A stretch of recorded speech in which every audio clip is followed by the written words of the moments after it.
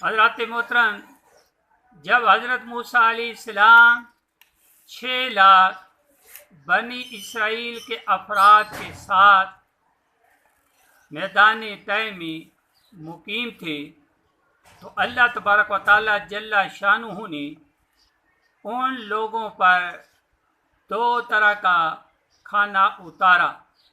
एक का नाम मन और दूसरे का नाम सलवा था। मन जो बिल्कुल सफ़ेद शहद की तरह का एक हलवा था, या सफ़ेद रंग की शहद ही थी जो रोज़ाना आसमान से बारिश की तरह बरसती थी। और सलवा पकी हुई बटेरें जो धुखनी हवा के साथ आसमान से नाजिल होती थी। अल्लाह तबारक व तआला जल्ला शानुहु ने बनी इसराइल पर अपनी नेमतों का शुमार करते हुए कुरान पाक में फरमाया, वनज़्ज़लना अलैकुमुल मन्ना वस्सलवा। ऐ बनी इसराइल, हमने मैदान तय में तुम पर मन्नो सलवा उतारा।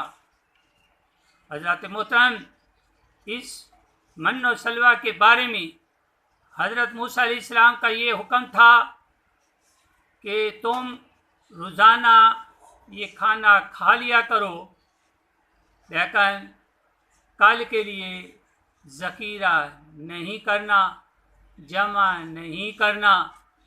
मगर बाज़ ज़ईफ़ुल एतक़ाद लोगों ने फ़िक्र की, उन्हें दगा हुआ कि अगर किसी दिन जो है आसमान से ये मन्नो सलवा ना उतरा तो हम इस बेआबो गया और चिटियल मैदान में भूखे प्यासे मर जाएंगे।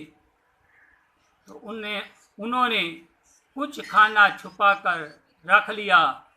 उन्होंने नबी की नाफरमानी की और नाफरमानी की नौसत फैल गई और खाना खराब और गल सड़ गया और आइंदा के लिए उतरना बंद हो गया।